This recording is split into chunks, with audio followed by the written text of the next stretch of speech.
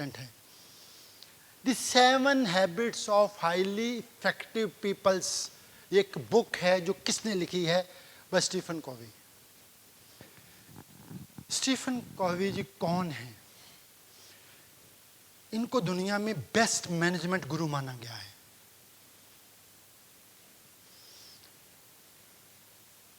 दुनिया के अंदर इस व्यक्ति को बेस्ट मैनेजमेंट गुरु के रूप में जाना जाता है, इस व्यक्ति को। और ये बुक मैनेजमेंट के फील्ड में सबसे ज्यादा रीड करने वाली, पढ़े जाने वाली बुक है। तो हमें क्या करना है? सीखना है मैनेजमेंट। यस और नो? अब ये बुक न्यूयॉर्क टाइम्स में के बेस्ट सेलर में लगातार 60 हफ्ते एक नंबर पे रही। मैं 1-2 हफ्ते की बात नहीं कर रहा, लगातार 60 वीक्स ये किताब टॉप बेस्ट सेलर्स के अंदर एक नंबर पे थी।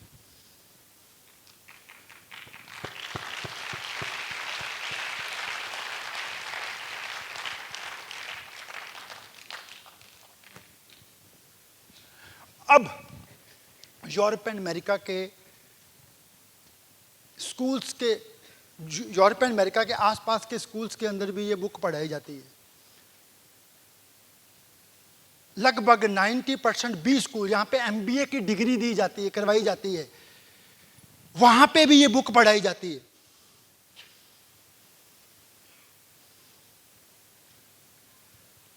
फॉर्च्यून 500 कंपनीज के सीईओ, एग्जीक्यूटिव्स, फॉर्च्यून 500 कंपनीज के एग्जीक्यूटिव जो कंपनी को रन करते हैं, कंपनी को आगे बढ़ाते हैं, शायद ही कोई ऐसा एग्जीक्यूटिव हो जिसने इस बुक का कोई क्रैश कोर्स ना किया हो, 1 हफ्ते का, 2 हफ्ते का, 5 हफ्ते का। और किसी बुक को लिखना आसान नहीं होता। स्टीफन कॉवी जी कहते इस बुक को लिखने से पहले मैं 3000, 1-2 की बात नहीं कर रहा, मैं 3 की बात नहीं कर रहा, 3000 कामयाब लोगों से मिला जो सिर्फ अपने बिजनेस में या पैसे कमाने में सक्सेसफुल नहीं थे, अपने जीवन के हर फील्ड में कामयाब थे। चाहे वो फादर मदर का रोल हो, चाहे वो ब्रदर सिस्टर का रोल हो, चाहे वो हस्बैंड वाइफ का रोल हो, चाहे वो नेबर का रोल हो, चाहे वो एम्प्लॉय बॉस का रोल हो। कहते जितने भी उनके लाइफ में रोल्स होते हैं उन सब में वो कामयाब थे। 3000 लोगों से मैं मिला। कहते फिर 3 साल उन बुक सोचा, विचारा और 7 कॉमन आदतें निकाली जो 3000 लोगों में थी, जिनको मैंने रिसर्च किया। उनको हम डिटेल में डिस्कस नहीं कर सकते, लेकिन जानना जरूरी है। क्या आप जानना चाहते हैं? यस और नो? फिर आप उसको अपने जीवन से भी रिलेट कर सकते हैं। पहली, प्रोएक्टिव। एक्टिव तो हम हैं, सुना है आपने। प्रोएक्टिव का मतलब क्या है? कि खराब सिचुएशन में भी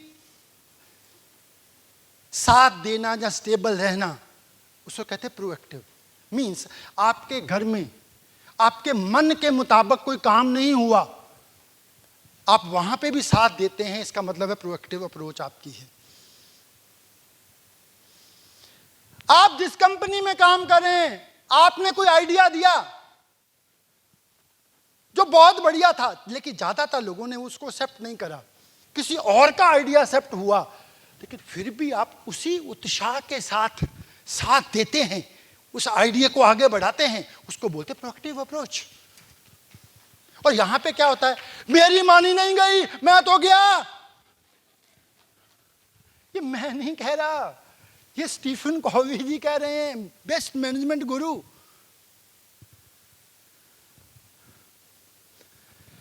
आपकी सिचुएशन खराब हो गई, आपको कोई प्रॉब्लम आ गई, कोई दिक्कत आ गई, कोई परेशानी आ गई, आपका बिजनेस इफेक्ट हो गया, उसमें भी आप स्टेबल हैं, आपका मेंटल एटीट्यूड सही है, उस समय आपने अनएथिकल काम करने स्टार्ट तो नहीं कर दिए, किसी को गाली गलौज करना स्टार्ट तो नहीं कर दिया, किसी के अगेंस्ट तो नहीं खड़े हो गए, गुरुओं के अगेंस्ट पिस्तल तो नहीं तान लिया आपने। वहां पे आप मेंटली स्टेबल थे क्या? आपने अनस्टेबल हरकतें करनी स्टार्ट कर दी। ये मैं नहीं कह रहा, जो स्टीफन कॉवी जी बोल रहे हैं। कहते आपकी किसी ने इंसल्ट कर दी, बेइज्जती कर दी आपकी, चाहे टेलीफोन पे चाहे सामने, तो आप तब भी स्टेबल रह सकते हैं क्या? तब भी अगर आप स्टेबल हैं तो उसको बोलते प्रोएक्टिव अप्रोच। यहां तक भी वो कहते हैं, लिखते हैं, कहते किसी ने आपको थप्पड़ मार दिया, फिर भी आप मुस्कुराते हैं बस इतना ही था दम, ओके बाय। तो अगर वहां पे भी थप्पड़ मारने से ज्यादा कुछ नहीं हो सकता, कहते फिर भी आप अगर स्टेबल हैं तो ये आपकी प्रोएक्टिव अप्रोच है। आपको याद होगा कि आम आदमी पार्टी के जो इस समय सीएम हैं, उनको भी किसी ने मारा था थप्पड़। जिसने मारा था उसका पता नहीं है, जिसने खाया था आज वो सीएम है। ये बुक पढ़ते पढ़ते उसको रिलेट किया जा सकता है। क्या आप छोटी छोटी बातों पे बड़ा बड़ा रिएक्शन तो नहीं दे रहे? बात छोटी है, आपका रिएक्शन बहुत बड़ा है, उसको प्रोएक्टिव अप्रोच नहीं कहते। बात बहुत बड़ी थी, रिएक्शन आपका कुछ भी नहीं था।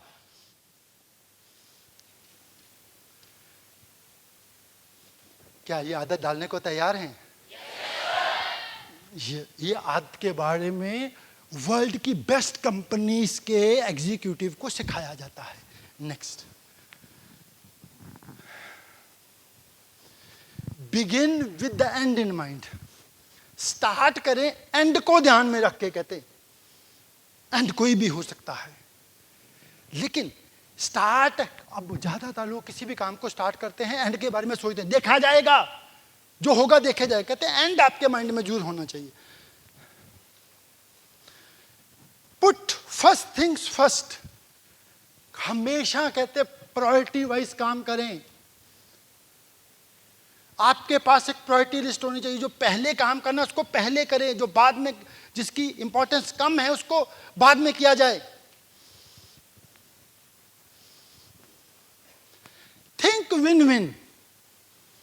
आप भी जीतो, मैं भी जीतूं, आप भी कमाओ, मैं भी कमाऊं, आप भी आगे बढ़ो, मैं भी आगे बढ़ूं, आप भी तरक्की करो, मैं भी तरक्की करूं, आपका भी डेस्टिनेशन बदले, मेरा भी बदले, आपकी भी गाड़ी आए, मेरी भी गाड़ी आए, आपका भी घर बने, मेरा भी घर बने। ये नहीं सब कुछ मेरा ही बने।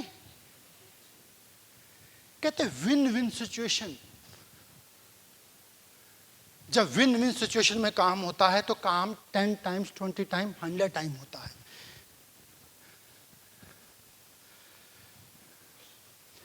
Seek first to understand and then to be understood. इसका मतलब क्या है? आप किसी को समझें इस एक्सपेक्टेशन से नहीं कि वो भी आपको समझे। किसी को सुने ये भावना से नहीं कि इसको जवाब देना है, या इससे नहीं तू चुप पहले मेरी सुन। स्टीफन कॉवी जी कहते मैंने 3000 लोग जिनको स्टडी किया जो टॉप थे अपने फील्ड के अंदर, कहते उनके अंदर एक कॉमन आदत देखी कि वो सामने वाले को ना बहुत प्यार से सुनते थे। इसलिए नहीं सुनते थे कि उसका जवाब देना है, इसलिए सुनते थे कि उसको समझना है। समझने के लिए कहते सुनना है, जवाब देने के लिए नहीं, ठोकने के लिए नहीं। कई होता है चल तू बोल फिर मैं तेरे को ठोकता हूं, नहीं तो किस सामने को बोल दे ठोक लिया। कहते समझिए, समझने के लिए सुनना है, ठोकने के लिए नहीं, रिएक्ट करने के लिए नहीं। क्या आपको समझ आ रही है जो स्टीफन कॉवी जी बोल रहे हैं? आ रही है समझ? यस और नो? ये यूरोप के आसपास के देशों के अंदर, जहाँ यूरोप में ये पढ़ाया जाता है, आप यहाँ पे आपको फ्री ऑफ कॉस्ट पढ़ाया जा रहा है।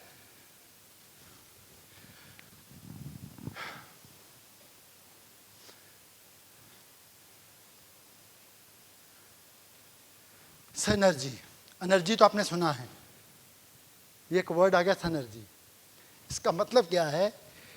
दो या दो से ज्यादा लोग किसी भी काम को स्टार्ट करने का निर्णय लेते हैं, उस काम को स्टार्ट करते हैं, फिर आपस में मनभेद होते हैं, मतभेद होते हैं, लड़ाइयाँ होती हैं, झगड़े होते हैं, फिर भी वो एक कॉमन प्लेटफॉर्म के ऊपर काम करने का निर्णय लेते हैं, एक कॉमन मिनिमम प्रोग्राम डिसाइड करते हैं, उसमें काम करते हैं, उसको एक अंजाम देते हैं उस प्रोग्राम को, और उस परिणाम को एंजॉय करते हैं, फिर उसी एनर्जी के साथ, उसी ताकत के साथ एक दूसरा प्रोग्राम स्टार्ट करते हैं मिलकर, और फिर उसको भी आगे लेके जाते हैं।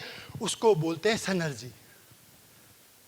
कि मतभेद मनभेद सब कुछ होने के बावजूद भी हम इकट्ठे आगे निकलते हैं, तो इसको सिनर्जी बोलते हैं। नेक्स्ट क्या है? 7th habit, sharpen your saw. अब देखो, लकड़ी काटनी हो, पेड़ काटना हो, तो क्या कहते हैं? कहाड़ी को तीखी करो, यस और नो कहते हैं ना। वो क्या कहते हैं कि आपको मेंटल सॉ को शार्प करना है, मतलब अपने माइंड को हमेशा स्थिर रखना है, पॉजिटिव रखना है, अच्छा रखना है। योर इमोशनल सॉ, विचार अच्छे रखने हैं, व्यवहार अच्छा रखना है।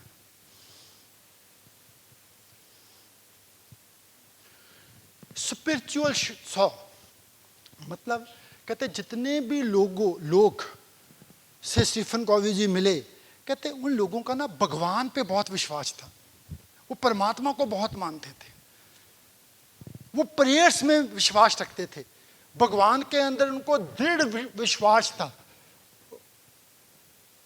कहते जिनको मैंने स्टडी किया गया। अब देखिए, क्या आपको भगवान पे विश्वास है? आवाज नहीं आ रही है? आपको विश्वास? फिर वो कहते हैं कि आपको फिजिकल सॉ, मतलब अपनी एक्सरसाइज करके अपने आप को भी फिट रखना है। जो बंदा फिट नहीं है तो वो किसी को क्या कंट्रोल करेगा?